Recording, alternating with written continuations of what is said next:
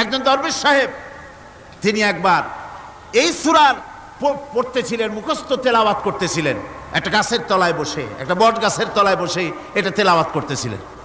যখন তিনি পড়লেন হাল তারা মিন ফুতুর, আমার সৃষ্টি নৈপুণ্যতার ভিতরে কোনো ভুল পাওয়া যায় নাকি? দরবেশ সাহেব চিত হয়ে শুয়ে শুয়ে তেলাওয়াত করতেছেন আর বলছেন, আল্লাহ রাব্বুল আলামিন, তোমার সৃষ্টি নৈপুণ্যতার ভিতরে কোনো ভুল ধরার ক্ষমতা তো কোনো মানুষের নাই। তবে একটা জিনিস আমার নজরে পড়ল, এই যে বিরাট বট গাছটা, পৃথিবীতে যত গাছ আছে যেমন গাছ তেমন ফল, তাল গাছটা যেমন ফলও তেমন, নারকেল গাছটা যেমন ফলটাও তেমন, কিন্তু এত বড় বিশাল বট গাছ ফল হতেছে ছোট্ট ছোট্ট ট্যাবলেটের মতো। গাছটা যেমন ফলটা তেমন হয় নাই। আল্লাহ এটা ভুল না, তুমি বলেছো যে দেখো কোনো ভুল টুল আছে নাকি, তুমি ভুল তো না, আমার চোখে এটা লাগলো, যেমন গাছ তেমন ফল হয় না। দরবেশ সাহেব চিত হয়ে শুয়ে শুয়ে তেলাওয়াত করছেন, মনের মধ্যে এই চিন্তা আসলো, গাছটা যেমন তেমন ফলটা হলো না।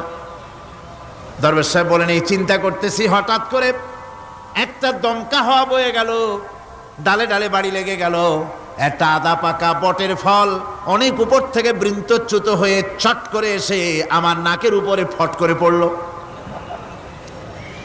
নাকের উপরে এমন ভাবে পড়ছে, নাকটা জ্বলে উঠছে।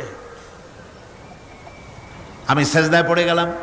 দরবেশ সাহেব বলেন, আমি সেজদায় পড়ে গেলাম, চোখের পানি ফেলে আল্লাহর দরবারে মাপ চাইলাম, বললাম, রব্বুল আলামিন, তোমার কোনো জিনিসের ভিতরে কোনো খুঁত নাই, নিখুঁত জিনিস তুমি বানাইছো, কোনো ভুল নাই। আমি চিন্তা করেছিলাম নারকেল গাছ যেমন তার ফলও তেমন, তাল গাছ যেমন তার ফলও তেমন, বট গাছটা যেমন তেমন ফল। আমার আন্দাজ মতো, আমার চিন্তা মতো, যত বড় বট গাছ অত বড় ফলটা যদি হতো, বটের ফলটা যে পজিশন নিয়ে আমার নাকে পড়েছিল, গাছ যেমন ফল তেমন হলো, নাকও যেত, আমার মাথাও যেত। আল্লাহ রাব্বুল আলামিন বলেন, দেখো বান্দা, আমার সৃষ্টি নৈপুণ্যতার মধ্যে কোনো ভুল পাবে না। সুবহানাল্লাহ ওয়া বিহামদিহি, কোনো ভুল নাই, বারবার তাকাও, কোনো ভুল পাবে না।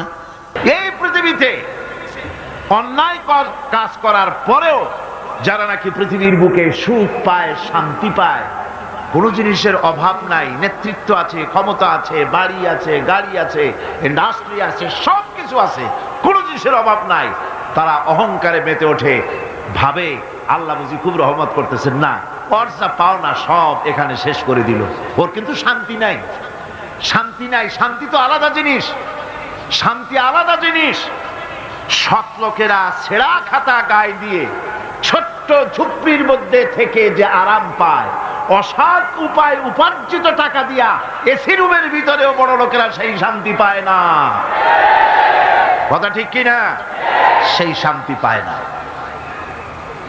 বড় লোক রোগের অভাব নেই, নানান রোগ, খাইতে পারে না, যদি পয়সার কিন্তু অভাব নেই, খাইলে কিন্তু প্রত্যেক দিন পোলাও, কোরমা, বিরিয়ানি, জর্দা, জম্মের খাওয়া খাইতে পারে, কোনো অসুবিধা নাই। কিন্তু ডাক্তার তার রুজিকে কন্ট্রোল করে দিয়েছে। ডাক্তার বলেছে খাসির চর্বি খাওয়া যাবে না, পাঙ্গাস মাছের পেটি খাওয়া যাবে না, লইট্টা ফিশ খাওয়া যাবে না।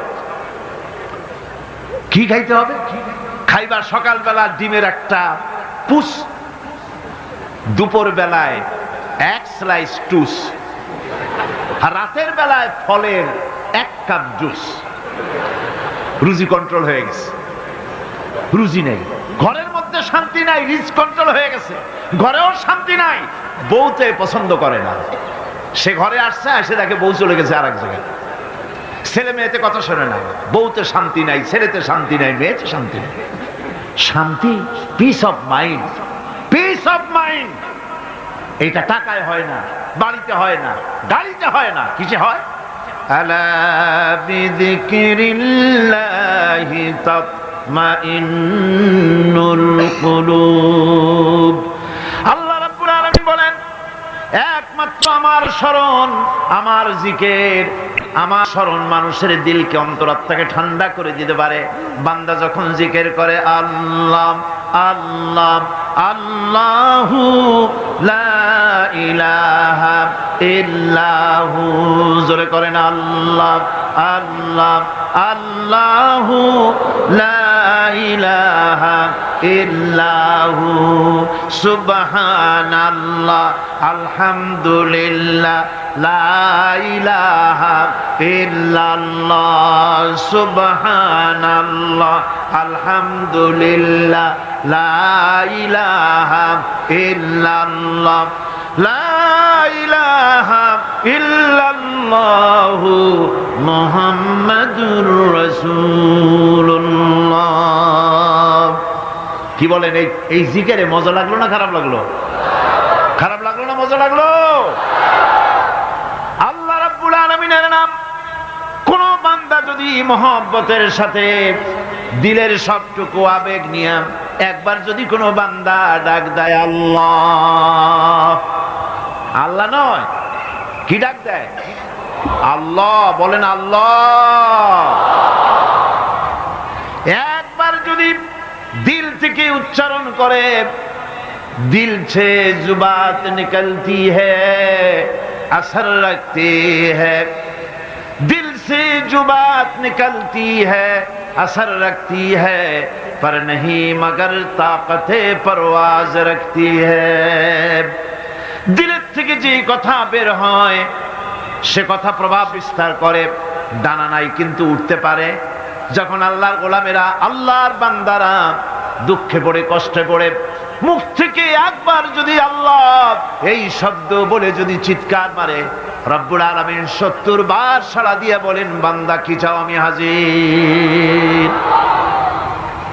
শান্তিতে নয়, গাড়িতে নয়, ইন্ডাস্ট্রিতে নয়, মন্ত্রিত্বে নয়, শান্তি নাই। অসংখ্য পুলিশের পাহারায় থাকা লাগে সব সময়, শান্তি নাই।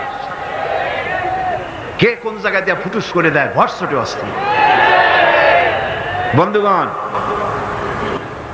গরিব মানুষ, টাকা নাই পয়সা নাই, সারাদিন ঠেলা গাড়ি চালাইছে, সারাদিন রিক্সা বেচ, সারাদিন কাজ করে ঘর মাপ্ত করে বলে, ঘরের মধ্যে ঢুকেছে ভুসি দিয়া, মিহিন আটার ভুসি, সেই ভুসি দিয়ে রুটি বানানো হয়েছে। ওই রুটি খেতে দেওয়া হলো, বউ পাশে বসে বাতাস করতেছে, ঘাম মোছাই দিতেছে, আর একটু খাও। এরপরে যত্ন করে খাইতে দিল। গরিব মানুষ খাইয়া খুইয়া শুয়ে গেছে, ঘরের মধ্যে এসি নাই, গদি নাই, ঘরের ভিতরে তোষক নাই, ল্যাপ নাই, চট বিছায় দিয়েছে। বালিশটা এত শক্ত মনে হয় যেন ইটের উপরে কভার লাগানো। এই বালিশের উপরে মাথা রেখে শুয়ে গেল। সিডেক্সিন খাওয়া লাগে নাই, রিল্যাক্সিন খাওয়া লাগে নাই, ভেলিয়াম খাওয়া লাগে নাই, মগাডন খাওয়া লাগে নাই, ঘুমের ঔষধ একটাও খাওয়া লাগে নাই। শুয়ে এমন ঘুম দিল, নাকের আওয়াজে ট্রাকের ইঞ্জিনের আওয়াজ ফেল করে গেল। দেখছেন অবস্থা? শান্তি টাকা দিয়া পয়সা দিয়া হয় না, শান্তি দেন কে? জোরে বলেন কে? এই জন্য আল্লাহ রাব্বুল আলামিন যারা সৎকর্মশীল বান্দা হন, ওই বান্দাদেরকে মানুষেরা ভালোবাসে। সৎকর্মশীল বান্দা মাওলানা শামসুদ্দিন সাহেবের কত গাড়ি আছে, কত ইন্ডাস্ট্রি আছে, মানুষে ভালোবাসে কিনা কোন? ভালোবাসে কিনা? একটা নমুনা দেখাইলাম। যারা দিনদার, পরহেজগার, ইমানদার, সৎকর্মশীল, আল্লাহ তাদের ব্যাপারে কি করে শোনেন। ইন্নাল্লাযীনা আমানু ওয়া আমিলুস সালিহাতি সায়াজআলু লাহুমুর রাহমানু উদ্দা। আল্লাহ পাক বলেন, যারা নাকি ঈমান এনেছেন আর আমলে সালেহ করে, রব্বুল আলামিন তার বান্দাদের দিলের মধ্যে তার জন্য মহব্বত পয়দা করে দেন। মানুষেরা ভালোবাসে, মহব্বত করে। সম্রাট আকবর নাম শোনেন নাই? কোথাকার প্রেসিডেন্ট? ভারতবর্ষে। কত বড় নাম করা ব্যক্তি, দ্বীন ইলাহি চালু করলো। তার নামে আল্লাহু আকবার চালু করলো। আল্লাহু আকবার বলতে যেন তারে বোঝানো হয়। জিল্লে ইলাহি বলে ঘোষণা করা লাগলো তাকে। তার সামনে মাথা নত করার ব্যবস্থা করে দিল, কুর্নিশের ব্যবস্থা করে দিল। হযরতে মুজাদ্দিদ আল বিসানি রাহমাতুল্লাহ আলাইহি এর বিরোধিতা করলেন। বিরোধিতা করার পরে সম্রাট জাহাঙ্গীর তার জেলের মধ্যে ঢুকাই দিল। তাকে যখন দরবারে দাওয়াত দিয়েছিল, একটা গেট বানালো যাতে করে তার মাথা নিচু করে ঢোকা লাগে। বান্দা মুজাদ্দিদ আল ফিসানি রাহমাতুল্লাহ আলাইহি তিনি মনে করলেন এখানে গেটটা নিচু করা হয়েছে যাতে করে আমি মাথা নিচু করে ঢুকি, আর এটাই সে কুর্নিশ হিসেবে ধরে নেবে। তিনি মাথা নিচু করলেন না, মর্দে মুজাহিদ বাদশার দরবারে নিজের বাম পাখানা আগে ঢুকাইয়া দিলেন। এই অপরাধে তাকে কারারুদ্ধ করা হলো। জেলখানার ভিতরে তিনি আছেন। কয়েক মাস পরে জেলার সাহেব চিঠি লিখেছেন বাদশার কাছে, জাহাপানা জেল তো হয় চোরের জন্য, ডাকাতের জন্য, বদমাশদের জন্য। কারে পাঠাইলেন জেলখানায়? মুজাদ্দিদ আল ফিসানি নামক যে ব্যক্তিকে জেলে পাঠিয়েছেন, তিনি আসার পরে কয় মাসে আমার জেলের মধ্যে চোর আর ডাকাত যা ছিল সব আল্লাহর ওলিতে পরিণত হয়ে গেছে। সম্রাট আকবর সেকেন্দ্রায় তার কবর রয়েছে, কেউ জিয়ারত করতে যায় না। মুজাদ্দিদ আল ফিসানি রাহমাতুল্লাহ আলাইহি হযরতে খাজা মুঈনুদ্দিন চিশতি রাহমাতুল্লাহ আলাইহির দরবারে আজও হাজার হাজার মানুষ কবরের কাছে জিয়ারত করতে যায়। দিনদার ইমানদার সৎকর্মশীল হলে আল্লাহ পাক তার মহব্বত মানুষের দিলের মধ্যে পয়দা করে দেন। ভাইরা আমার, এই পৃথিবীর বুকে ভালো কাজ যারা করে তাদের জন্য ফুল বিছায় কেউ দেয় না। ফুল দেয়? ফুল দেয় না, কণ্ঠকা কীর্ণ থাকে। নবীজি কালেমার দাওয়াত দিয়েছিলেন, এই কারণে নবী কোনো ফুলের বিছানা পান নাই, ফুলের মালা পান নাই। কাফির বেঈমানেরা নবীজিকে মারধর করেছে, দান্দার মোবারক শহীদ করেছে। হযরত বিলালকে উটের পায়ের সাথে বেঁধে দিয়ে উট তাড়ায় দিয়েছে, দড়ির মাথায় বেলাল বাঁধা, পিঠের থেকে চামড়া খসেছে, মাথা থেকে চামড়া খসে গেছে। উত্তপ্ত মরুভূমির উপরে হযরত বিলালের রক্তাক্ত শরীরকে চিৎ করে শোয়াই দিয়েছে। চতুর্দিকে কাফেরেরা দাঁড়ায়া লোহার ডান্ডা দিয়ে তাকে পিটাইছে আর বলেছে লাত মানাতির উপরে এখনো ঈমান আন। হযরত বিলাল একটা ভাঙ্গা আঙ্গুল কোন রকম আকাশের দিকে উঁচু করে বলেছেন আহাদ আহাদ আহাদ লা ইলাহা ইল্লাল্লাহ লা ইলাহা ইল্লাল্লাহ লা ইলাহা ইল্লাল্লাহ মুহাম্মাদুর রাসূলুল্লাহ। কত চলে চলে। পুলিশকে যে দায়িত্ব, যে ক্ষমতা গভর্নমেন্ট দেয়, সরকারি আইনে পুলিশের যে দায়িত্ব আছে, যে পাওয়ার আছে, পুলিশ যদি তার পাওয়ারকে নির্দ্বিধায় যদি এই দায়িত্ব পালন করতে পারত, আমি বলতে চাই গোটা দেশ একটা সুন্দর দেশে পরিণত হয়ে যেত। কিন্তু পুলিশ কি তার দায়িত্ব অবলীলাক্রমে পালন করতে পারে? পুলিশ বহু কষ্ট করে খাগড়াছড়ি আর বান্দরবানের পাহাড় ঘুরে ঘুরে বড় ডাকাতটারে ধরে ফেলেছে। বড় চোরাচালানি, স্বর্ণ চোরাচালানকারী বড় একটা ডাকাতরে ধরে ফেলাইছে, জীবনের ঝুঁকি নিয়ে ধরছে। আসামি ধরা কি এত সহজ? গেলি আসামি কয় যে আমার হাতে হ্যান্ডকাপ পরাই দেন, আমি আসছি। এরকম করে নাকি? জীবনের ঝুঁকি নিয়ে তারপরে পুলিশ গ্রেফতার করে, তাদেরকে গ্রেফতার করলো। পরের দিন টেলিফোন আসলো, হ্যালো চট্টগ্রামের এসপি? বলে হ্যাঁ। আরে মিয়া তুমি ধরছো কারে? আরে ধরছি তো বল্টু মিয়ারে। কেন ধরলা তারে? কয় স্যার অস্ত্র শুদ্ধা ধরছি। তাতে কি হয়েছে? আমার পার্টির লোক অস্ত্র শুদ্ধা ছাড়িয়ে দিবি যদি চাকরি করতে চাস। কথা ঠিক কিনা? এগুলি অনেক আগে হতো, আজকাল হয়তো হয় না, আজকালও হয়। আমি এ কথা কেন বললাম?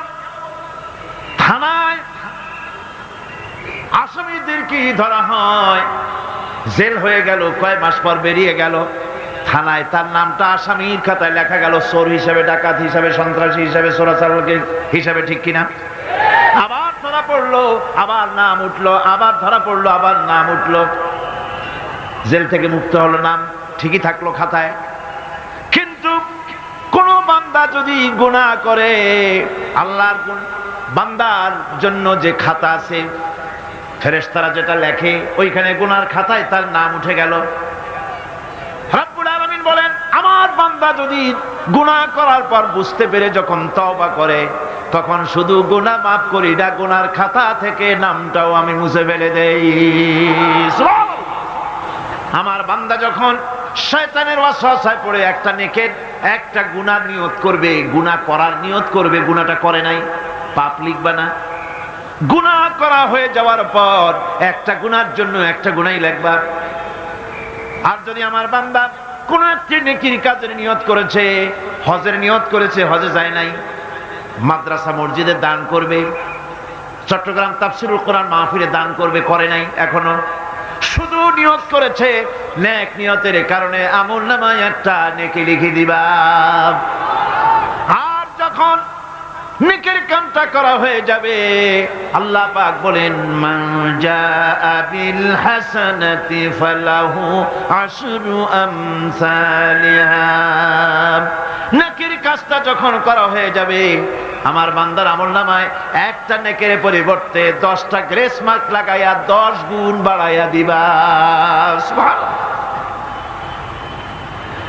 আমি বান্দা, আল্লাহ পাক বলেন, বান্দার কোন আমলের উপরে আমি জুলম করি না। বান্দা যদি যে সব কাজ করবে, সমস্ত নেক কাজের জন্য আমি তাকে সওয়াব দান করব। শুধু তাই না, সৎকর্মশীল ব্যক্তিদের রুজিতে আমি বরকত দিয়ে দিব। সুবহানাল্লাহ কোন। ভালো কাজ যারা করবে তাদের রুজিতে আল্লাহ পাক কি করবেন? فالذين آمنوا وعملوا الصالحات لهم مغفرة ورزق كريم। যারা ঈমান আনবে এবং ভালো কাজ করবে, আমি তাদেরকে উত্তম রিজক দান করব। শুধু তাই নয়, আমলে সালিহ যারা করবে, সৎকর্মশীল লোকদের, তাদের জন্য রয়েছে আমার কাছে ক্ষমা, মাগফিরাত।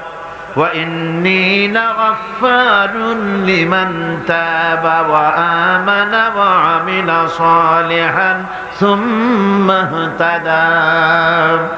নিঃসন্দেহে আমি ক্ষমাশীল ওই সব বান্দাদের জন্য যারা সৎ কাজ করে, আমলে সালেহ করে, নেক কাজ করে, আর গুনাহ থেকে তওবা করে, আর এই তওবার উপরে, হেদায়েতের উপরে টিকে থাকে, আমি তাদের গুনাহকাশী আমি রব্বুল আলামিন মাফ করে দেই। আল্লাহ পাক ওয়াদা করেছেন, নেক কাজ যদি হও, সৎকর্মশীল যদি তোমরা হও, তাহলে নেক কাজের বিনিময় আমি রব্বুল আলামিন তোমাদেরকে রাষ্ট্র ক্ষমতা দান করব, যেমন করে তোমাদের পূর্বপুরুষদেরকেও রাষ্ট্র ক্ষমতা দিয়েছিলাম। রাষ্ট্র ক্ষমতা হচ্ছে সুলতান নাসির, যাকে বলা হয়েছে সাহায্যকারী শক্তি। রাসূল করিম সাল্লাল্লাহু আলাইহি সাল্লাম আল্লাহর কাছে শেখানো দোয়া করেছিলেন, রব্বি আদখিলনি মুদখালা সিদকিন ওয়া আখরিজনি মুখরাজা সিদকিন ওয়াজআলনি মিন লাদুনকা সুলতানান নাসিরা। আয় আল্লাহ, আমাকে সাহায্যকারী শক্তি আমাকে তুমি দান করো। এই সাহায্যকারী শক্তি হচ্ছে রাষ্ট্র ক্ষমতা। কি ক্ষমতা? রাষ্ট্র ক্ষমতা। এখন রাষ্ট্র ক্ষমতা কি জন্য? রাষ্ট্র ক্ষমতা এই জন্যে যে রাষ্ট্রীয় পাওয়ার যদি আপনার হাতে না থাকে, তাহলে ইসলামের সকল আইন পালন করা সম্ভব নয়। ঠিক কিনা? ঠিক কিনা? আজ সমাজে সুদ চালু আছে নাকি নাই? জেনা চালু আছে নাকি নাই? জুয়া চালু আছে নাকি নাই? আমার ভাইরা, আমার এই দেশে, এই উপমহাদেশে, পাকিস্তান, ইন্ডিয়া, বাংলাদেশ, এই দেশগুলির মতো এত মাহফিল কোথাও হয় না। পৃথিবীর কোথাও এত মাহফিল হয় না। এই মাহফিলের কারণেই এই দেশের মানুষগুলি আল্লাহর মেহেরবানি, মাথায় টুপি আছে, মুখে দাঁড়িয়ে আছে, অসংখ্য মসজিদ মাদ্রাসা হয়েছে। আল্লাহর ওলিরা, বড় বড় আলেম এবং পীর বুজুর্গরা এই দেশে দ্বীনের দাওয়াত দিয়েছেন, সুদের বিরুদ্ধে কথা বলেছেন, ঘুষের বিরুদ্ধে কথা বলেছেন। কিন্তু আপনারা বলেন, এই শত শত বছর পর্যন্ত ওয়াজ নসিহত করে, পীর মুরিদি করে আর তাফসীর করে, সুদ বন্ধ হয়েছে নাকি? বোঝেন না কথা? সুদ বন্ধ হয়েছে, ঘুষ বন্ধ হয়েছে, জেনা বন্ধ হয়েছে, বেশ্যালয় বন্ধ হয়েছে। কিয়ামত পর্যন্ত এই পদ্ধতিতে হবে না। কথা বুঝে আসছে? ওয়াজ করে, তাফসীর করে যদি সুদ আর ঘুষ বন্ধ হয়ে যেত, তাহলে রাসূলুল্লাহর চাইতে বড় ওয়াজ আল্লাহর দুনিয়ায় আর নাই। তিনি ওয়াজ করে বন্ধ করে দিতেন, কিন্তু তা হয় না। আল্লাহর ঘরের ভিতরে 360টা মূর্তি ছিল। 13টি বছর ধরে নবুয়াতের মক্কি জিন্দেগিতে আল্লাহর নবী একটা মূর্তিকেও আল্লাহর ঘর থেকে সরাই দিতে পারেন নাই, কথা ঠিক কিনা? কিন্তু যখন মদিনা মুনাওয়ারায় গেলেন, ইসলামী রাষ্ট্র হাতে পেলেন, এবার নবীজি ইসলামী রাষ্ট্রের প্রধান, এখন তিনি প্রেসিডেন্ট।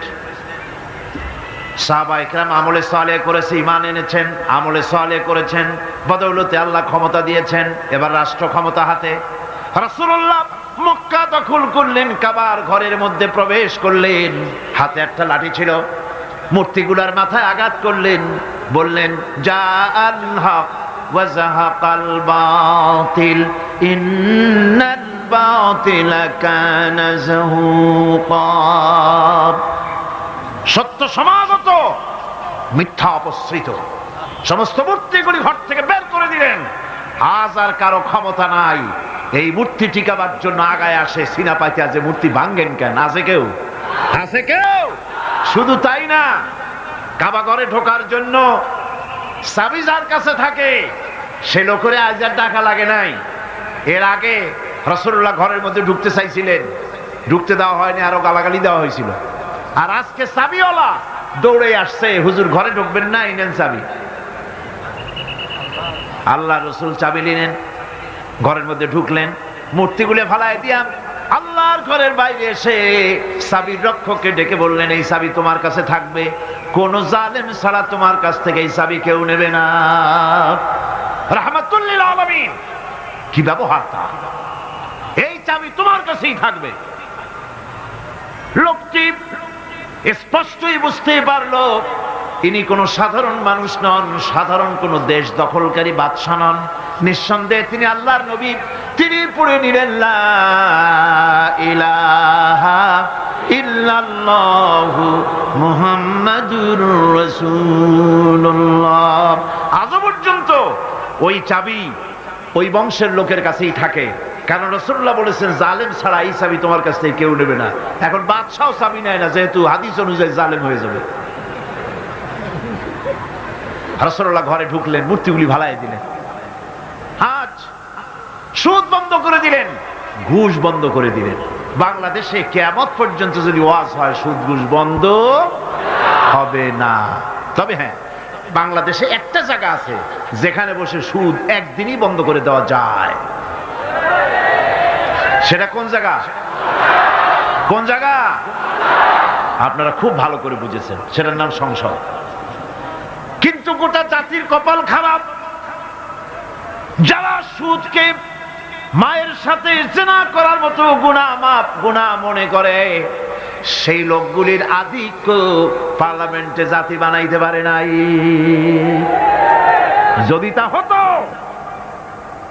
বাজেট বক্তৃতার ভেতরে আমি বলেছিলাম, স্পিকার সাহেব, এই বাজেট যারা তৈরি করেছে সরকার এবং এই বাজেট প্রস্তুতকারী কিয়ামতের দিন অবশ্যই আল্লাহর দরবারে আসামি হবেন, কারণ পুরা বাজেট সুদ ভিত্তিক। আর সুদকে আল্লাহ পাক হারাম করে দিয়েছেন, জঘন্যতম হারাম।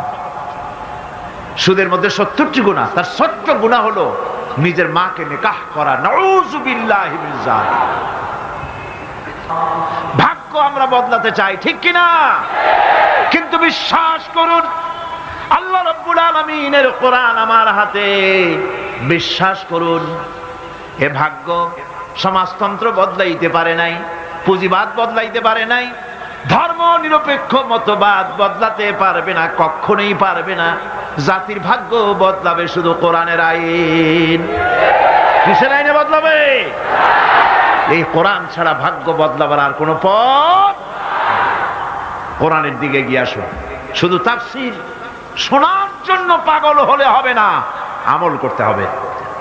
মাওলানা সৈয়দ সালমান নদভী সাহেব, তিনি যে কথাটা বলেছেন, কি দারুণ কথা বলেছেন। তাফসীর শুধু শুনলে হবে না, শুনে এক একজন দায়ী হয়ে যান। আপনারা কোরআনের দাওয়াতকারী হয়ে যান, বাড়ি বাড়ি ডোর টু ডোর চলে যান, মানুষকে বুঝান জাতীয়তাবাদ, পুঁজিবাদ, সমাজবাদ, ধর্মনিরপেক্ষ মতবাদ, সকল বাদের পরিণতি বরবাদ। ইসলামের পরিণতি আবাদ। ইসলামের পরিণতি কি? আবাদ। ইসলামের দাওয়াত দেন, কোরআনের দাওয়াত দেন। আর প্রস্তুতি গ্রহণ করুন, নির্বাচন যখন আবার আসবে কোরআনের লোকগুলো পাঠিয়ে দিবেন। আল্লাহ যেন তৌফিক দেন, আল্লাহ যেন তৌফিক দেয়। জোরে কোন আমিন। ভাইরা আমার, আমলে সালেহ যারা করবে, সৎ কাজ যারা করবে, আল্লাহ তাদের জন্য জান্নাত দান করবেন। জোরে বলেন সুবহানাল্লাহ। রব্বুল আলামিন বলেন, ওয়াল্লাযীনা আমানু ওয়া আমিলুস সালিহাতি সানুদখিলুহুম জান্নাতিন তাজরি মিন তাহতিহাল আনহার খালিদিনা ফিহা আবাদান। আল্লাহ রাব্বুল আলামিন বলেন, যারা ঈমান এনেছে আর যারা সৎ কাজ করেছে, আমি তাদেরকে অবশ্যই জান্নাত দান করব। সুবহানাল্লাহ। এমন জান্নাত দেব যেই জান্নাতের নিচের থেকে শতত প্রবাহিত নহর প্রবাহিত রয়েছে। এত সুন্দর জান্নাত তারা পাবে। এটা হচ্ছে আল্লাহর ওয়াদা। এটা কার ওয়াদা? সৎকর্ম যদি করেন, ভালো কাজ যদি করেন, আল্লাহ পাক সৎকর্মশীলদের জন্য জান্নাত দিবেন। তারপরে আল্লাহ আবার কি বলছেন শোনেন। আল্লাহ পাক বলেন, সন্দেহ করো না, আমার কথায় কোনো সন্দেহ করো না। ওয়াদাল্লাহি হাক্কান ওয়া মান আসদাকু মিনাল্লাহি কিলা। আল্লাহর ওয়াদা অবশ্যই হক। আল্লাহর চাইতে সত্যবাদী আর কে হতে পারে? কে হতে পারে? আল্লাহর কথাগুলো বিশ্বাস হয় না। ওই যে নির্বাচনের সময় কে একজন কইল, এবার আমাকে পাঠাও, জম্মের খাওয়া খাইবা, রাস্তাগুলা সোনা দিয়ে বানাই দেব, গরুর গাড়ি চাকার মতো জিলাপি বানাই দেবো, খাইতে গিয়ে শীত হয়ে থাকবা। মানুষেরা মহব্বতের ঠেলায় অস্থির। আরে মুসলমান, একটা শাড়িতে ভুলে যায়, একটা লুঙ্গিতে ভুলে যায়, 10টা টাকায় ভুলে যায়। আপনারা মনে কিছু নেবেন না তো? একটা ছাগলও তার দাম হয় 500 টাকা, 1000 টাকা, 2000 টাকা। কিন্তু নির্বাচনের সময় আল্লাহর বান্দাদের দাম যারা ভোট দিতে যায়, এই ছাগলের চাইতে কমে যায়। 50 টাকা, 100 টাকা বিক্রি হয়ে যায়। আপনারা কিছু মনে নিলেন না তো? রাগ করেন না, আমি দৃষ্টান্ত দেওয়ার জন্য দুঃখিত। এটা হলো বাস্তব, এটা আমাদের সমাজের বাস্তবতা। আমাদেরকে বুঝতে হবে, আমাদেরকে চিনতে হবে কার পিছনে দৌড়ায়। ওটা কি নামাজ পড়ে? ও তো আল্লাহর হক আদায় করে না, মানুষের হক আদায় করবে কিভাবে? আল্লাহ সুবহানাহু ওয়া তাআলা সুন্দর করে বানিয়েছেন, যা দেখবেন শুধু সুন্দর আর সুন্দর। সুবহানাল্লাহ বলে, শুধুই সুন্দর। ফুলের সৌন্দর্য দেখেন, গাছের সৌন্দর্য দেখেন, জমিনের সৌন্দর্য দেখেন, পাখির সৌন্দর্য দেখেন। আল্লাহ পাক যা বানালেন সবগুলিকে আল্লাহ পাক সুন্দর করে করে সৃষ্টি করেছেন, সব গুছিয়ে গুছিয়ে সুন্দর করে করে বানিয়েছেন, অসুন্দর করে কিছু বানান নাই। ফুল দেখতে কত সুন্দর, ফুলের থেকে ফল হয়, সে ফল হওয়ার জন্য ফুলের পুংকেশর আর স্ত্রী কেশরের মিলন ঘটতে হয়। তো ফুল তো আর চলতে পারে না, এই মিলনটা কেমনে হবে? এই জন্য আল্লাহ পাকের রুচি দেখেন, আল্লাহ পাকের রহমত দেখেন, আল্লাহর কুদরত চিন্তা করুন। সুবহানাল্লাহি বিহামদিহি। ফুল সুন্দর জিনিস, ফুলের চাইতে আর কিছু সুন্দর আছে নাকি? এত সুন্দর ফুল, এই পুংকেশর এবং স্ত্রী কেশরের বিনিময়টা কে করবে? এইটা করার জন্য আল্লাহ পাক এই দায়িত্ব তেলাপোকাকে দেন নাই, দিছেন নাকি? আরশোলাকে দিছেন, সার পোকাকে দিছেন, উই পোকাকে দিছেন। তাতে ফুলের ইজ্জত নষ্ট হবে। ফুল যেমন সুন্দর, আল্লাহর রুচি, আল্লাহ রাব্বুল আলামিনের সৌন্দর্য বোধ কত বিরাট, কত মহান আল্লাহ পাক। ফুল যেমন সুন্দর, ওই সুন্দর ফুলের উপরে তেলাপোকা পড়লে ফুলের সৌন্দর্য নষ্ট হবে। এজন্য আল্লাহ পাক ফুল যেমন সুন্দর, ওই পুংকেশর আর স্ত্রী কেশরের মিলন ঘটাবার জন্য রব্বুল আলামিন সুন্দর প্রজাপতির ব্যবস্থা করেছেন। ফুল যেমন সুন্দর, প্রজাপতিও সুন্দর। প্রজাপতির ডানায় কোন শিল্পী কোন তুলি দিয়ে এত রং লাগালো? সুবহানাল্লাহি বিহামদিহি, সুবহানাল্লাহি বিহামদিহি। আল্লাহ পাক বলছেন, এমনি সুন্দর করে বানালাম, মানুষ বানাইছি, সে মানুষের সৌন্দর্য দেখো। 2টা চোখ দিলাম দেখার জন্য। চোখ কি জন্যে? এখন এই চোখ দুটা যদি কুমিরের মতো আল্লাহ গোল বানাই দিতেন, চোখ গোল এইরকম কুমিরের মতো দেখতে বিশ্রী হতো। চোখ দুটোকে আল্লাহ টানা টানা করেছেন, চোখের উপরে ভুরু লাগিয়েছেন, তাতে আবার পশম দিয়েছেন, চোখে পিসি দিয়েছেন, চোখের ভিতরে মণিটা কালো করেছেন, তার চতুর্দিকে সাদা অংশকে নীলাভ করেছেন যাতে কালোটা আরো ফুটে ওঠে।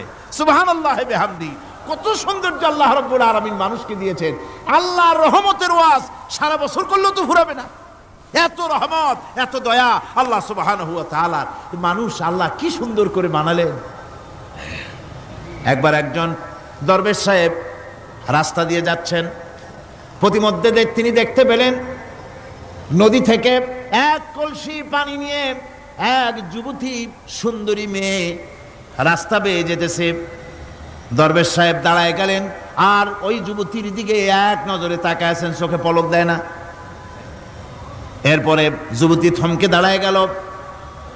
আধা বুড়া মানুষ, দাড়ি অর্ধেক পাইকে গেছে, দেখতে দেখায় খুব বুজুর্গ মানুষ, কিন্তু রাস্তায় আমার একা পাইয়া এমনি করে তাকিয়ে আছে আর চোখ দিয়েও তো পানি পড়ে। ব্যাপারটা কি?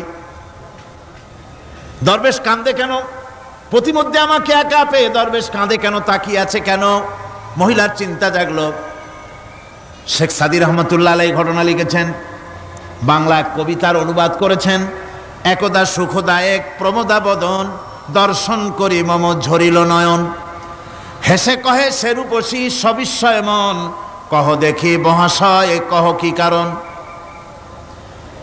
বিষয় বিরাগী তুমি ভুবনে প্রচার, কি হেতু জন্মিল তব মানস বিকার। যুবতী মেয়েটি বলছে, ওগো দরবেশ সাহেব, হুজুর সাহেব, আমি একটা যুবতী মেয়ে লোক, রাস্তায় আমাকে একা পেয়ে আপনি আমার দিকে তাকায় আছেন আর কাঁদতেছেন। এই বৃদ্ধ বয়সে ভীমরতি হলে কেন? আমাকে দেখে কাঁদেন কেন আর এক নজরে কেন তাকায়ছেন? কারণটা কি? কি কুমতলব আছে? দরবেশ সাহেব বলছেন, হেসে কহিলাম বালে করহ শ্রবণ, নেত্র ঝরে তবু হেতু ভেব না এমন। হে রূপসী মেয়ে, তোমার জন্য আমি কান্দি, একথা একবারও চিন্তা করো না। যে শিল্পী রচিল এই সুধাংশু বদন, তাহার তরে ঝরে নেত্র নয়নে জীবন। তোমার প্রেম পাওয়ার জন্যে, তোমাকে দেখে লোবাতুর এবং কামুক হয়ে তোমার দিকে তাকায় কান্দি, একবারও ভেব না। আল্লাহর কসম আমি কাঁদতেছি, তোমার এত সুন্দর স্বাস্থ্য আর চেহারা যে আল্লাহ রাব্বুল আলামিন বানায় দিলেন, না জানি সেই আল্লাহ কত সুন্দর। যার সৃষ্টি এত সুন্দর সে আল্লাহ রাব্বুল আলামিন না জানি কত সুন্দর। আল্লাহ পাক সেই সুন্দর আল্লাহ রাব্বুল আলামিনকে দেখার তৌফিক যেন আমরা পাই। জোরে কোন আমিন, আরো জোরে বলেন আমিন। আল্লাহ পাক বলছেন, আমি সুন্দর করে সব তৈরি করে দিয়েছি। বুঝবে তারা যারা চিন্তাশীল, যারা গবেষণা করে। ইন্না ফি খালকিস সামাওয়াতি ওয়াল আরদি ওয়া ইখতিলাফিল লাইলি ওয়ান নাহার লাআয়াতিন লিউলিল আলবাব। নিশ্চয়ই যারা নাকি জ্ঞানবান, তারা রাত এবং দিনের পরিবর্তন, আকাশ এবং জমিনের সৃষ্টি ইত্যাদির ব্যাপারে, এই সৃষ্টি নৈপুণ্যতার ব্যাপারে তারা চিন্তা করে, গবেষণা করে। রাত এবং দিনের পার্থক্য মানুষের জীবনকে জীবন পদ্ধতিকে দুই ভাগে বিভক্ত করেছে, রাত এবং দিন। দেখেন আল্লাহর রহমত এবং কুদরত সব জায়গায়। রাত এবং দিন মানুষের জীবন চলার পথকে, জীবন পদ্ধতিকে কয় ভাগে ভাগ করেছে? দুই ভাগ। আল্লাহ পাক বলেন, ওয়াজআলনাল লাইলা লিবাসান ওয়াজআলনান নাহারা মাআশা।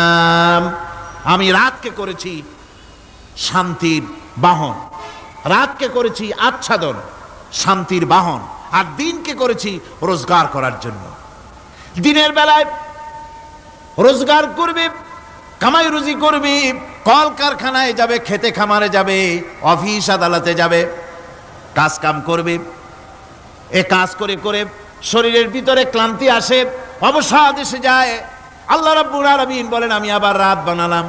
ওই রাতের বেলায় মানুষ যখন ঘুমায় যায়, এই ঘুম তার সমস্ত অবসাদ আর ক্লান্তি দূর করে দিয়ে সকাল বেলায় আবার তাজা মানুষ করে সমস্ত একেবারে পরিপূর্ণ কর্মক্ষম একজন মানুষে তাকে পরিণত করে দেয়।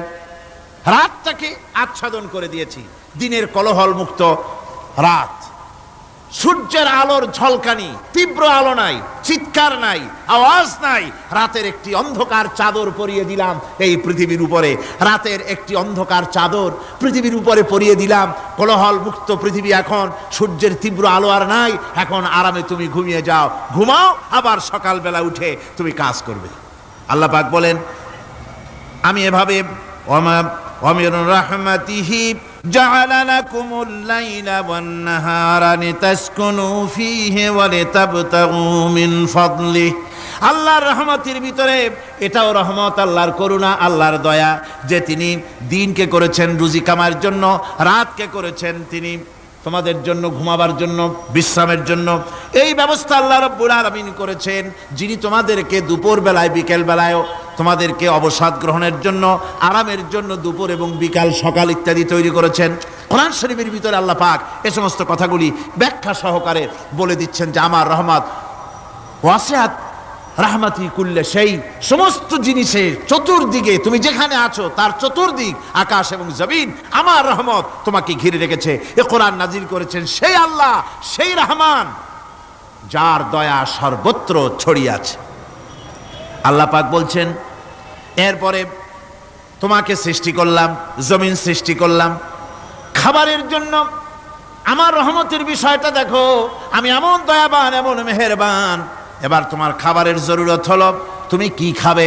সেজন্য এই জমিনে ফসলের ব্যবস্থা আমি আল্লাহ করেছি। জোরে বলেন সুবহানাল্লাহ। জমিন শুকায় গেছে,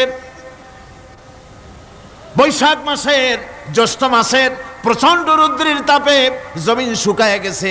এই জমিনে তুমি ফসল ফলাবে কি করে যদি না পানি দিয়ে জমিনটারে ভিজায় দেই?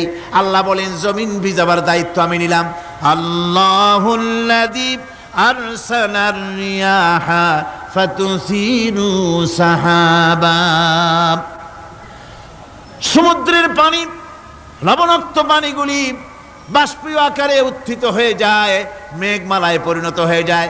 বাতাসকে বলি, এই মেঘকে টেনে নিয়ে যাও অমুক জায়গার উপরে। মেঘ চলে এলো।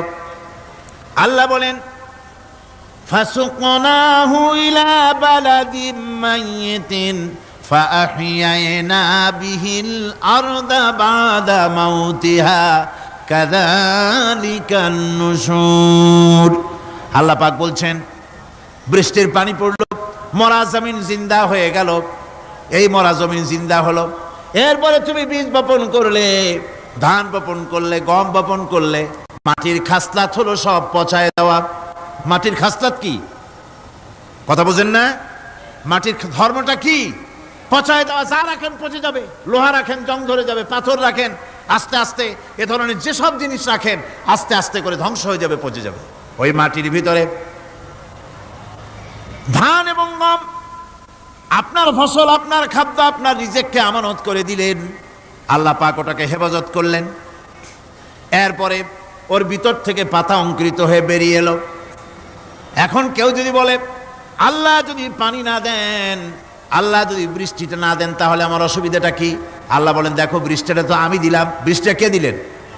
আল্লাহ পাক বলেন, আফারাআইতুমুল মাআল্লাযী তাশরাবুন আআনতুম আনজালতুমুহু মিনাল মুজনি আম নাহনুল মুনজিলুন। তোমরা যে পানি পান করো, আকাশ থেকে এই পানিটা কে বর্ষণ করে? তুমি করো না আমি করি? কে করে জোরে কন? আল্লাহ পাক বলছেন, আমি পানি বর্ষণ করি। সেই পানিটা, এই যে বঙ্গোপসাগরের পানি, আপনাদের কর্ণফুলীর পানি, মিষ্টি না নোনা? কি পানি জোরে কন? এই নোনা পানি আকাশে উঠলো। আল্লাহ পাক বলেন, ইচ্ছে যদি করতাম, লাউ নাশাউ জাআলনাহু জাজান ফালাউলা তাশকুরুন। পানি উঠালাম, নোনা পানি, ইচ্ছে করলে লবণাক্ত অবস্থায় অবতীর্ণ করে দিতে পারতাম, জমিনের ফসল সব নষ্ট হয়ে যেত। কিন্তু আমি নোনা পানি উঠায়া ওই পানিগুলিকে মিষ্টি করে আমি নাজিল করে, জোরে কান সুবহানাল্লাহ, মিষ্টি পানি অবতীর্ণ করে দিলাম। এখন মানুষ বলে, আল্লাহ পানি না দিলে কি হইতো? আমাদের খাল আছে, বিল আছে, সাগর আছে, নদী আছে, পুকুর আছে, হাওড় আছে, টিউবওয়েল আছে, ডিপ টিউবওয়েল আছে। আল্লাহ বৃষ্টি না দিলে তো কি হয়ে গেল আমাদের? আল্লাহ পাক জবাব দিয়েছেন, কুল আরাআইতুম ইন আসবাহা মাউকুম গাওরান ফামান ইয়াতিকুম বিমাইম মাইন।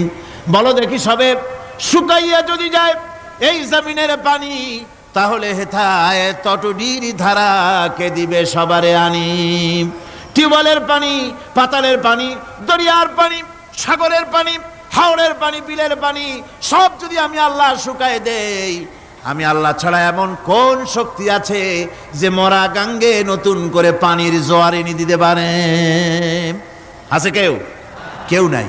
আল্লাহ পাক বলেন দেখুন আমার রহমত, এভাবে করে আমি পানি দিলাম, বৃষ্টি দিলাম, এবার গাছ উঠলো, বীজ বপন করছিলাম, গাছ উঠলো। আনতুম আনশাতুম শাজারাতাহা আম নাহনুল মুনশিউন। মাটি থেকে এই গাছকে কে উদ্গত করে দিল? হয় বেটা, কে দিল? তুমি দিছো না আমি দিয়েছি? কে দিয়েছে? জোরে কর, জোরে চিল্লা এখন, কে দিল? আল্লাহ পাক বলেন গাছ উদ্গত করে দিলাম, গাছ এবার বড় হলো। এই গাছ আল্লাহ রাব্বুল আলামিন এই গাছ তৈরি করলেন। এই গাছ শুধু আপনার জ্বালানি দেয় না, গাছ শুধু ফল দেয় না, এই গাছ মানুষের জন্য, গাছ হচ্ছে বন্ধু। মানুষের জন্য গাছ কি? জোরে কোন কি? বন্ধু। সেই বন্ধুরে জন্মের কাটা কাটবেন নাকি? এই গাছ তৈরি হচ্ছে। গাছ বন্ধু কি করে? গাছ বন্ধু হচ্ছে আমরা যে শ্বাস প্রশ্বাস নেই, মুখের থেকে নাকের থেকে যে শ্বাসটা ফেলি, সেটা হচ্ছে আমরা গ্রহণ করি বাতাস থেকে অক্সিজেন, ছেড়ে দেয় কার্বন ডাই অক্সাইড। এটা হচ্ছে বিষ। এটা কি? আমরা নিলাম পরিশুদ্ধ অক্সিজেন, নিলাম, ছেড়ে দিলাম এটাকে বিষ করে, এই বিষটা ছড়িয়ে গেল। এখন এই বিষ যদি আল্লাহ পরিশুদ্ধ করার কোনো ফ্যাক্টরি না বানাতেন, তাহলে পৃথিবীর সমস্ত প্রাণী মরে যেত। সুবহানাল্লাহ কইতে ইচ্ছে করে না? আল্লাহ পাক কি ব্যবস্থাটা করলেন! কোন দুনিয়ায় ফ্যাক্টরি নাই, মানুষ যে বিষাক্ত করে দেয় আবহাওয়াকে, সেটাকে রিফাইন করার ব্যবস্থা মানুষের কাছে নাই। আল্লাহ ব্যবস্থা করেছেন কি? আল্লাহ পাক গাছ বানায় দিলেন। গাছের সবুজ শ্যামল রং, ঘাসের সবুজ শ্যামল রং, তার খাদ্য হতেছে আপনি যেটা ছেড়ে দেন, আপনার জন্য যেটা বিষ সেটা হচ্ছে তার জন্য খাদ্য। কার্বন ডাই অক্সাইড গাছ টেনে নেয়, সারা রাত টানতে থাকে অক্সিজেন থেকে, বাতাস থেকে সারা রাত টানতে থাকে কার্বন ডাই অক্সাইড, খাবার হিসাবে সে টেনে নেয়। আর দিনের বেলা যখন রোদ ওঠে, সূর্যের উত্তাপ আর গাছের সবুজ রং দুটোতে মিলে এক প্রকারের রন্ধন ক্রিয়া হয়, রাঁধা হয়। সেই রান্নার মাধ্যমে গাছের ভিতর থেকে গাছ আবার অক্সিজেন মানুষের জন্য, প্রাণীর জন্য ছেড়ে দেয়। সুবহানাল্লাহ। তো গাছ আপনার জন্য বন্ধু। একদিকে গাছ আপনার এই কাজ করলো, ফার্নিচার বানাইলো, ছায়া দিল, ফল দিল। আল্লাহ পাক বলেন এই গাছগুলি কে তৈরি করলো? মিয়া তুমি করছো না আমি করছি? আমি আমার রহমত দিয়ে তোমারে গাছ বানাই দিলাম। এরপরে ফসল দিলাম, ফসল হলো, তোমার তরি তরকারি হলো, সব কিছু তোমার হয়ে গেল। এবার ফসল দেখা মানুষে যখন দেখে জমিনে বড় বড় ধানের গোছা হয়েছে, মোটা মোটা ধানের গোছা হয়েছে, মোছে তখন তেল মাখে আর নতুন নতুন গানের আয়োজন করে। এবার ফসল বেশি হয়েছে, গান, থিয়েটার, বাজনা, গুনাগার বিবি, কত রকমের গানের ব্যবস্থা করে ফেলে। জমিনে ফসল আর মোছে তেল মাখে আনন্দে। আল্লাহ রাব্বুল আলামিন বলেন লাউ নাশাউ লাজআলনাহু হুতামান ফাযান্তুম তাফাক্কাহুন। আমি যদি ইচ্ছে করি তোমার জমিনের সমস্ত ফসলটাকে আমি সম্পূর্ণ কুটায় পরিণত করে দিতে পারি, তুষে পরিণত করে দিতে পারি। পারেন না? ধানের ভিতরে আল্লাহ যদি চাউল না দেন, তাহলে সব তুষ হয়ে যাবে না? তখন কি করবেন আপনারা? কি করবেন? কোন বাংলাদেশ তখন হরতালের দেশ। যখন আপনি দেখলেন যে জমিনে ধানে এবার সব তুষ হইছে, তখন আল্লাহর বিরুদ্ধে হরতাল করেন। লাভ হবে কিছু? লাভ হবে? আল্লাহর বিরুদ্ধে আপনারা অনশন ধর্মঘট করেন, লাভ হবে কিছু? কোনো লাভ হবে না। আল্লাহ রাব্বুল আলামিন বলেন কোনো লাভ হবে না, বরং তোমরা তখন বলবে ইন্না লামুগরামুন বাল নাহনু মাহরুমুন। কপালে তখন আঘাত করবে, করাঘাত করতে থাকবে আর বলবে যে আরে কপাল পোড়া হয়ে গেলাম, হতভাগ্য হয়ে গেলাম, বঞ্চিত হয়ে গেলাম, আল্লাহর রহমত থেকে সর্বনাশ হয়ে গেল। তখন কপালে আঘাত করা ছাড়া আর কিছুই করতে পারবে না। আল্লাহর বিরুদ্ধে মিছিল চলে না, সমাবেশ চলে না, বিক্ষোভ চলে না, হরতাল চলে না। মহান আল্লাহ রাব্বুল আলামিন বলছে দেখো এইভাবে করে তোমার ফসলের ব্যবস্থা আমি আল্লাহ করেছি। আমি রহমান, আমি আল্লাহ পাক কি এমন রহমান।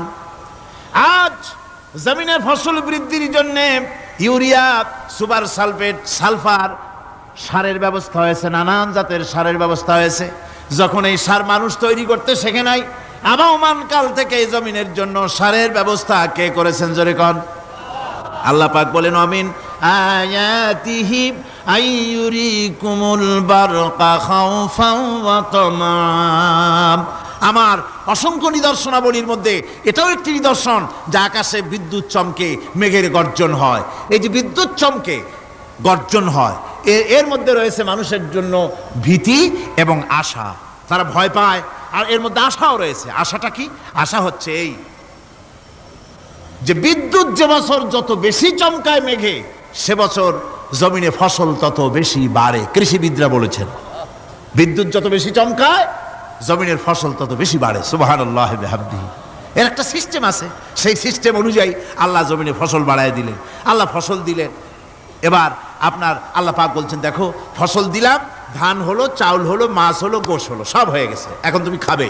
রান্না বান্না হয়ে গেল, রহমত আমার দেখো, আমার রহমতটা দেখো। এ কোরআন শিখাইছেন সেই আল্লাহ রাব্বুল আলামিন, যার নাম রহমান। জোরে বলেন, তার নাম কি? রহমান। চাউল হয়ে গেছে, চাউল তো শুধু ভর্তা বানায় খাওয়া যাবে না। ভাত হয়েছে, আটা দিয়া রুটি তৈরি হয়েছে, কি দিয়া খাবেন? আল্লাহ রাব্বুল আলামিন আপনার পুকুরের ভিতরে মাছ দিয়া দিলেন, জন্তু জানোয়ার দিলেন, চার পায়া জানোয়ারের গোশত হালাল করে দিলেন, পাখির মাংস আল্লাহ রাব্বুল আলামিন হালাল করে দিলেন। এখন মাছ হলো, গোশ হলো। মাছ আর গোশ সিদ্ধ করে খাওয়া যাবে? জোরে বলেন, যাবে? যাবে না। তার গন্ধ নষ্ট করতে হবে আর সুঘ্রাণ সৃষ্টি করতে হবে। এই গন্ধ নষ্ট করে সুঘ্রাণ সৃষ্টি করার জন্য লবঙ্গ তৈরি করলেন কে? কথা কন না কেন? এলাচি কার? দারচিনি কার? লবণ কার? মরিচ কার? হলুদ কার? পিএস কার? সুবহানাল্লাহ ওয়া বিহামদিহি। এত নিয়ামত আল্লাহ রাব্বুল আলামিন বলেন, ওয়া ইন তাউদ্দু নি'মাতাল্লাহি লা তুহসুহা। আমার নিয়ামত গণনা করে করে আমার নিয়ামত গুণে শেষ করতে পারবে না, এত নিয়ামত আমি দান করেছি। এরপরে তরি তরকারি হলো, মাছ গোশ খেতে খেতে অস্থির হয়ে যাবে। তারপরে তরি তরকারি দিলাম, শাক সবজি দিলাম, সব কিছু আমি আল্লাহ রাব্বুল আলামিন দিয়েছি। আমার নাম রহমান, তোমার সমস্ত প্রয়োজন আমি দিয়েছি, মিটাই দিয়েছি। এবার তরি তরকারি হলো, আর মানুষ তরি তরকারি খাইলো, আল্লাহ শুকর আদায় করলো না। শুকর আদায় করে? করে না। এত সুন্দর মজার কদু, সেই কদু খায়, আর কদু খাইয়া মোসে তাও মারে, আর বলে সাদের লাউ বানাইলো বৈরাগী। আল্লাহ শুকর আদায় করে, আল্লাহর নিয়ামতের শুকরিয়া আদায় করে না। আমার ভাইয়েরা, আল্লাহ রাব্বুল আলামিন বলেন, এই পৃথিবীর আমি রহমান, কোরআন আমি শিখাইছি আমি রহমান। এমন রহমান শুধু মানুষকে খাবার দেই না, এই পৃথিবীর সকল প্রাণীকে আমি খাবার দেই। জোরে কোন সুবহানাল্লাহ। সকল প্রাণীর খাবার কে দেন? ওয়ামা মিন দাব্বাতিন ফিল আরদি ইল্লা আলাল্লাহি রিজকুহা। এই পৃথিবীর বুকে এমন কোন বিচরণশীল জীব নাই যে জীবের রিজকের দায়িত্ব আমি আল্লাহ গ্রহণ করি নাই। সমস্ত রিজকের দায়িত্ব কে নিয়েছেন? চিল্লায় এখন আল্লাহ সুবহানাহু ওয়া তাআলা। আচ্ছা, আপনি কোন তো দেখি, একজন জমিদার, একজন বড় লোক, চৌধুরী, খুব বড় লোক, তার বাড়িতে 20 জন লোক গেছে রাতের বেলায়। রাতের বেলায় 20 জন লোক গিয়ে মেহমান হইল। মেহমান হইয়া তারা বলতেছে, সাহেব আমরা তো মেহমান, আমি এক একজন এক এক রকমের খাবার চাইলো। একজনে বললো আমি হরিণ খাবো, আর একজনে কয় আমি মুরগি খাবো, আর একজনে বললো আমি খরগোশ খাবো, আর একজনে বললো আমি হাতি খাবো, আর একজনে বললো আমি ছাগল খাবো। 20 জন মানুষে 20 রকমের খাবার চাইলো। একজনে কয় বোয়াল মাছ খাবো, আর একজনে কয় রুই মাছ খাবো। 20 জনে 20 রকমের খাবার দাবি করলো। বলেন, জমিদার তো বাড়ির ধারে, জমিদারের বাপ, সেও কি পারবে 20 জনকে 20 রকমের খাবার পরিবেশন করতে? কোনো প্রস্তুতি ছাড়া পারবে? পারবে না। কোনো প্রস্তুতি ছাড়া, কোনো প্রস্তুতি ছাড়া জমিদার হোক, রাজা বাদশাহ হোক, 20 জন মানুষের খাবার 20 রকমের দিতে পারে না। আর আল্লাহ এমন রহমান, এই পৃথিবীর লক্ষ কোটি কোটি জাতির প্রাণীকে কোটি কোটি রকমের খাবার আল্লাহ রাব্বুল আলামিন পরিবেশন করতেছেন। সাপের খাবার একরকম, ব্যাঙের খাবার আর এক রকম। ব্যাঙে যা খায় সাপে তা খায় না, সাপে যা খায় ব্যাঙে তা খায় না। হাতির খাবার গন্ডারের খাবার, ভল্লুকের খাবার, বাঘের খাবার, সিংহের খাবার, মানুষের খাবার, ছাগলের খাবার, মুরগির খাবার, মশার খাবার, সারপোকার খাবার, সমস্ত খাবার ভিন্ন ভিন্ন। আবার সমস্ত খাবারের মজা আল্লাহ রাব্বুল আলামিন আলাদা আলাদা করে দিয়েছেন। এমন রহমান, আপনার পেট ভরবেন শুধু স্বাস্থ্য বানাবার জন্য, পেট ভরে খাওয়া দরকারটা ছিল। আল্লাহ পাক দেখলেন যে না, শুধু পেট ভরলে তো এরকম খাইতে চাইবে না, তাই আল্লাহ রাব্বুল আলামিন জিহ্বা দিয়ে দিলেন যাতে করে মজা লাগে আর খায়। সব রকমের মজা, এক এক গোশতে, এক এক মাছে, এক এক তরকারিতে এক এক রকম মজা, না সব রকম সব একরকম মজা, ভিন্ন ভিন্ন রকমের মজা।